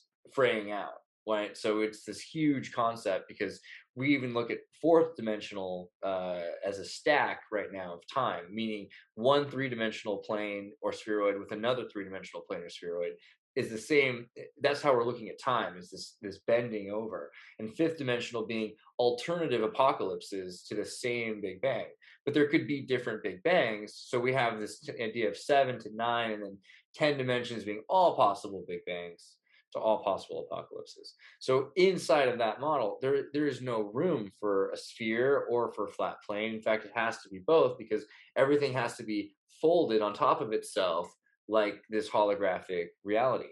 I think that's kind of the biggest benefit that we're seeing, is when we're looking at something from those perspectives, we're able to make predictions about our future in more creative ways. The question also becomes, are we able to manifest that future more? And are we being locked literally into a paradigm? And how far are we? Because clearly, to some extent, we have to admit that some commercial is going to make us believe in this product existing, and some propaganda is going to make us believe in this problem existing. So we're kind of, some of that is ideological, but how much of it is, and how much are we manifesting our real reality, or at least trapping ourselves by thinking we can't escape a flat earth dome firmament, or believe that we can't, escape into space, or something. I think one of the greatest dangers that at least I'm noticing is, politicized science, and also just how it's used for marketing, and also just, certain things that we used to all accept as science, just now becoming, more and more of a question. Even things like around NASA, it's like, I used to put a lot of trust into NASA, and I mean, that's one thing I agree on with like some of the flat earthers. It's there's a lot that still needs to be questioned, and also in some ways kind of be handed off to civilians in some kind of sense, like even private corporations possibly, I'm not sure, but like, give some of these capabilities towards like the people, so they can actually test these things on their own in some kind of way. Allow people to be the authority with science in some sense, so that they can actually clean up some of these I guess arguments in some ways. I guess that's just my opinion on it. Yeah, that's what people are waiting for too. And I mean, if it's such a globe or ball, then come on, show us everything. All these questions that we've presented, David Weiss has probably like a 2-hour presentation with pictures. It's an amazing show to watch. I mean, all those questions are still lingering. There's no. But Tynan brought up an interesting point, which is that it's beyond just this one subject. It's everything that we could test ourselves. So it could be medical science, right? It could be all of the science. Yeah. And that's the scary thing, because when it gets down to the real root of it, what we're saying is you should be allowed to test all things. I think it was that's actually like. You should be allowed, but that's not what happens. That's not the world we live in, is it? I mean, look what we're understanding about this COVID nonsense, what's going on. We're not even allowed to learn our own understandings and research, but we certainly can't present it, because you'll get censored if you go against the narrative. So right, and that's dangerous about YouTube. Like YouTube, like taking all these different people down that just want to have their opinions. It kind of disables like you being able to be your own scientist and be able to test these things on your own, and then be able to debate other people on the subject. That's what we really need right now. We need people to, be able to form their own channels with their degrees and be able to test these things. Like that's what I would love to see. Absolutely, but I mean, like you say, platforms like YouTube are censoring flat Earth information like crazy. Even the CEO said in a public meeting that things like flat Earth and 9/11 truth will be demoted. So even if you're trying to find, I don't think that's right. If you typed in flat Earth experiments, you wouldn't find you'd get all the stuff that promotes the globe. And they've put their own videos are the only things you can find in those circumstances. I think it's crazy if you think about how this has happened, that it actually kind of it starts with flat Earth and 9/11 stuff. I mean, you go back a few years and they say we have to draw the line somewhere, and then they draw the line, and then from there they start taking that line and moving it forward until now. Crowder's been taking down. Basically, we're working towards a future of newspeak where no one can question anything, and it's scary. And what's scariest, modern day book burning. what's scariest to me about it is like, as I make videos, what am I going to have to do? Read to this morning's Newspeak edition dictionary to know an encyclopedia every morning to know who is what gender and where they're from and like what's okay to say and everything before I start my speech, because by the next day it's going to change and I'll be technically breaking all of the rules. Is that the next level? Well, if we can't debate also like how real an election was or how, fraudulent or non-fraudulent it was, I mean, that's really going to set the tone on who actually, draws a lot of the narrative in the future. Politics and just politicians as a whole, they can just keep on doing that over and over and just deep fake whatever they want to that way. And, that's kind of the point that I was trying to bring up in the last video I was in. It's important that we're allowed to have discussions no matter what they are. That's where I, sympathize with flat earthers or, whoever wants to have their opinion. Like, these things need to be debated and see how much of their validity actually holds, like in the real world. Whether or not it's real, it doesn't matter. I think like there's a dilemma here between truth and security, obviously, right? And sometimes when we leave things to go, like discussions to go freely, they can get out of hand, right? Obviously, that's why people are scared when like you would debate some things that are of immediate like relevance to like questions of security, such as health and so on, right? With COVID or any other catastrophic risk that will be like, facing us in the 21st century. Obviously, there's a lot that can go wrong, right? And as a leader of your society or, elected leader or whatever, you have to ask yourself, like, what you're going to do. Like, will you leave discussions to rage around that will completely, counter your strategies to go about solving a existential risk that humanity can be facing as a whole, right? And in that sense, I kind of like see why it would be of value to go make a censorship. Like, I'm advocating here a little bit of a devil, but right, there is some sense in that, right? Obviously you don't want to go information spreading if you're about like the consequences that we have. If you don't have like, there's consequentialism, the consequences of that truth getting out, or idealism, like truth for truth's sake, and it's not that apparent where we should lean, because obviously the truth can also destroy humanity in a way. How much in our free speech should be allowed, I guess, is what I'm trying to make my point in. We need to be able to have a free space to have these conversations, and however much someone disagrees, to shut me down, I guess, shouldn't like narrate my speech at the same time. Does that make sense? How essential I agree. How essential is information to our spreading of truth and to evolution of the human superorganism? Because if information is important and stagnation of information causes, we've seen nothing but problems as far as I can tell from stagnation of information and from suppression of information. I'm not sure about that. Show me some examples that I can understand, please. Like, do you like the Cultural Revolution in China? Did it benefit China? Like, tell me how. Well, I'm not thinking of historical examples. I'm thinking like of existential risks, for example, that could facing us. For example, if there would be a asteroid, approaching Earth, and there's a 90% chance that it's going to hit us and destroy humanity, right? You can let the truth slip out, and obviously there's going to be societal upheaval. There's going to be all sorts of atrocities being done on the streets, right?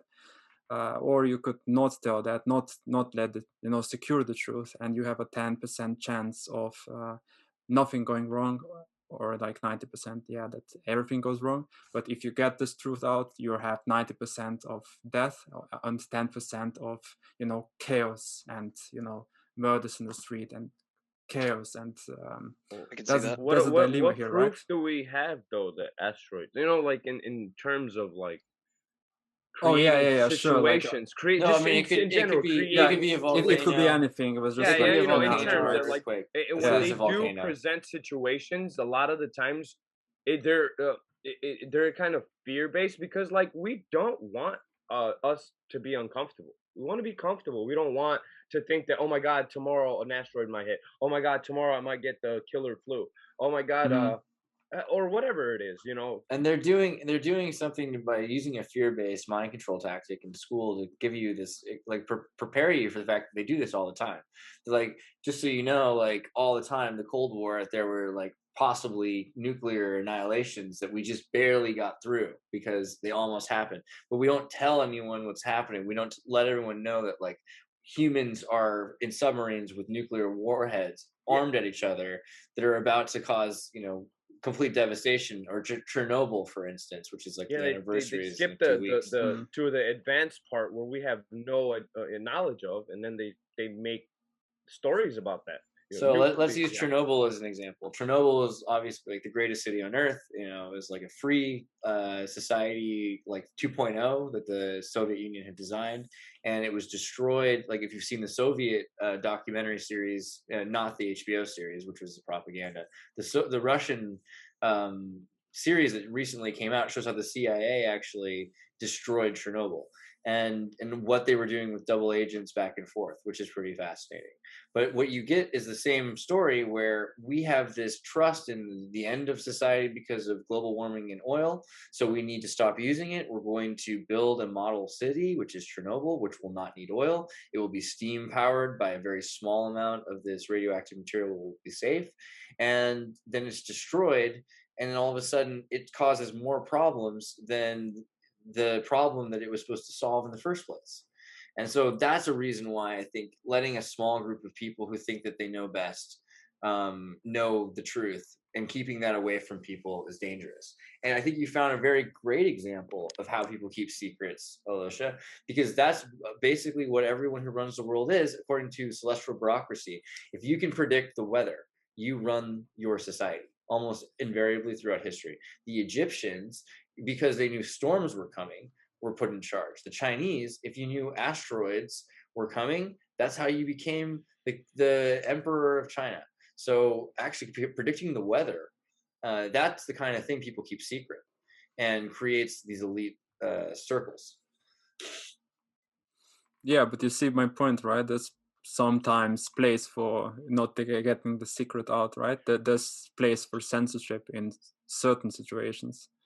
Chaos is pretty bad because people will rape and murder each other and think there are no consequences. Well, why would you want to keep the masses uninformed? I mean, like, I know it sometimes there's mass chaos, but shouldn't we be in a society that if there is an emergency, we should be able to take care of our masses instead of just, oh, an asteroid's going to kill half of you guys, or you know what I'm saying, or because there's a nuclear war going on. It presupposes like, that why hide that? It presupposes that nobody will have a useful answer, and that so we need to keep it secret because it's not worth trying to get someone to solve the problem because no one will be able to ever find it. That's also the thing. I mean, we could probably. But like that's why, like, isn't that why secret societies exist, to like keep us unaware? And also, like, just to keep control of a certain circumstance. It seems like it's more likely that it's like they know earthquakes are happening, then they just control who gets to survive the earthquake. More, I mean, that's then you have a lottery system for who's able to survive this this problem, whatever the asteroid or this. They're removing God, aren't they? I think they're trying to remove God and play God themselves, maybe.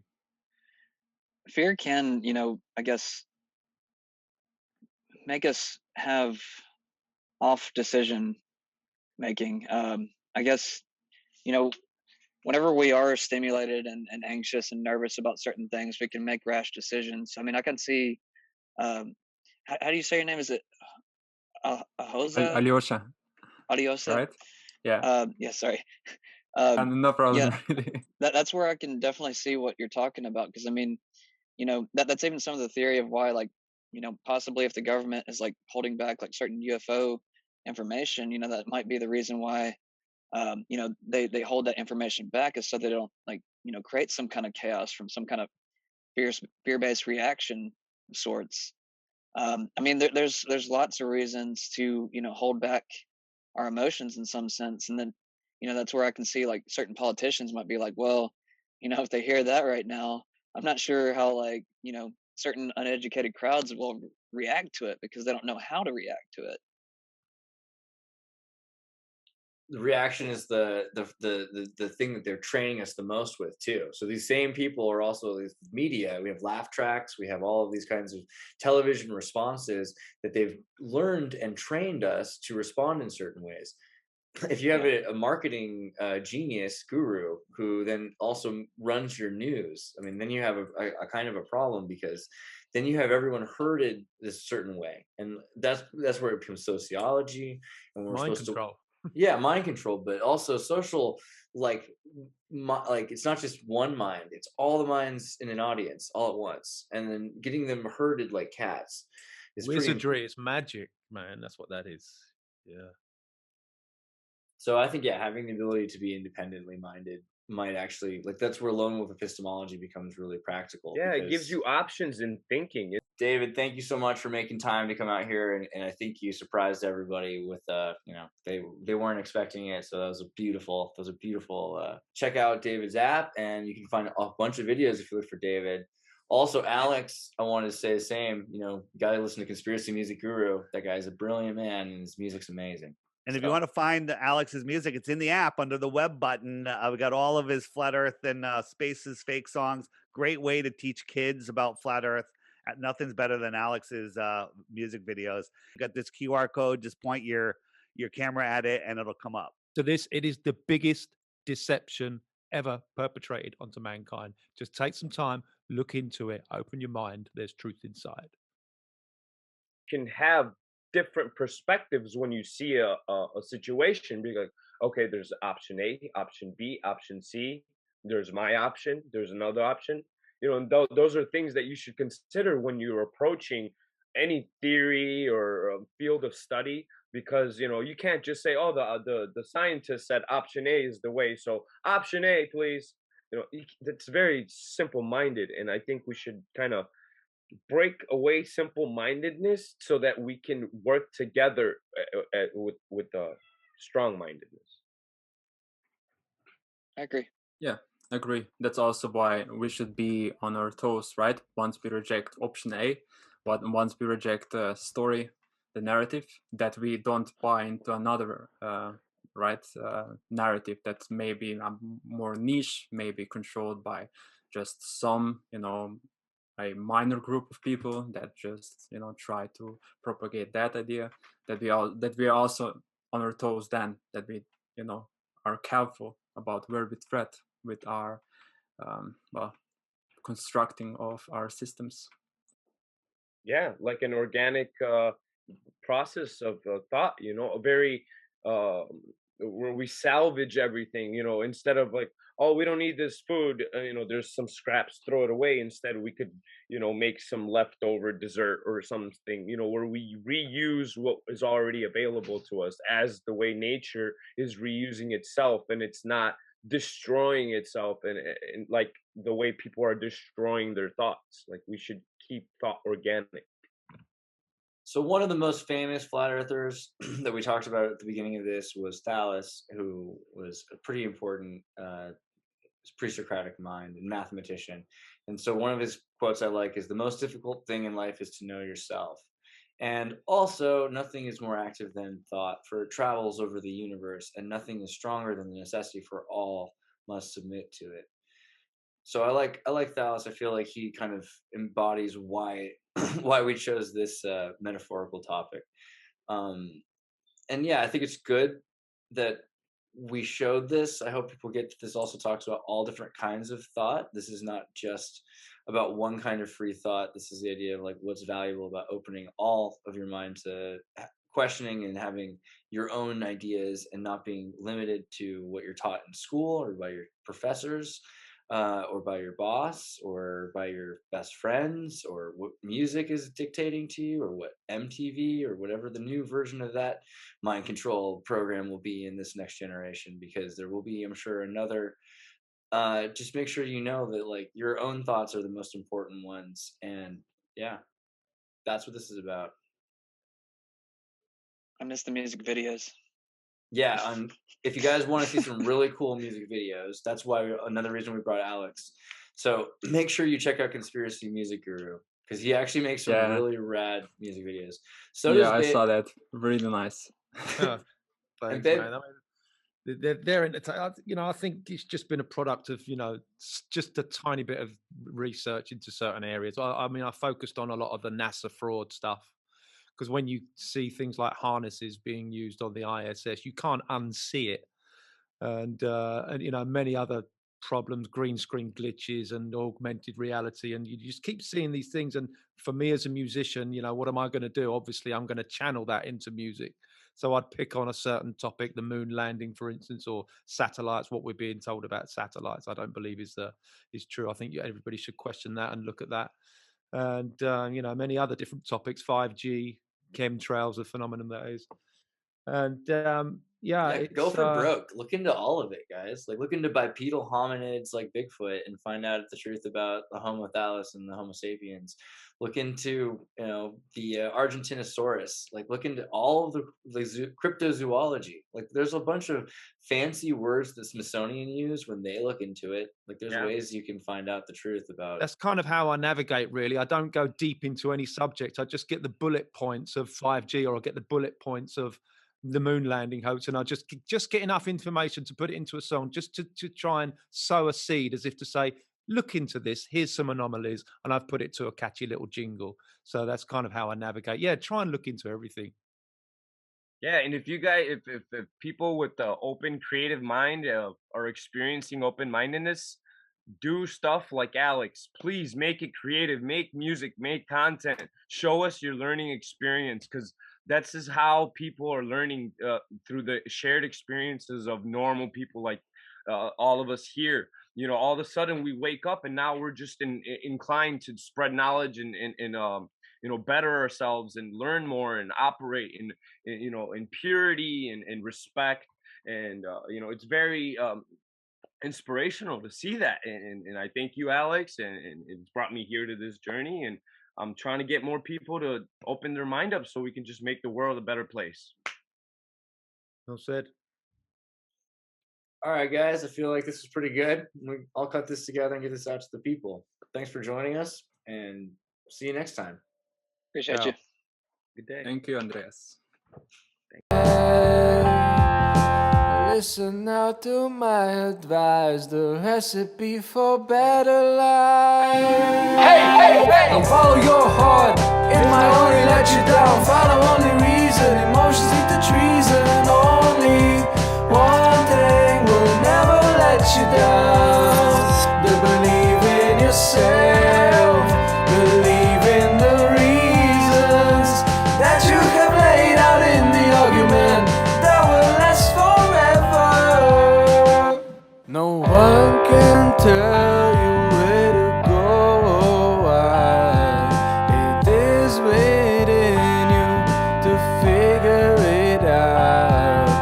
Using the mind and using the freedom to engage with different ideas. Listen now to my advice, the truth can often be disguised. Don't follow your heart, it might only let you down. Follow only reason, emotions lead to treason. Only one thing will never let you down. To believe in yourself, believe in the reasons that you have laid out in the argument that will last forever. Listen to the voice of reason, listen to the arguments, listen to the voice of reason, listen to the arguments, listen to the voice of reason, listen to the arguments, listen to the voice of reason, listen to the arguments. Don't follow your heart, oh no, it might only let you down. Follow only reason, cause emotions lead to treason. And believe in yourself, believe in the reasons that you have laid out in the argument that will last forever.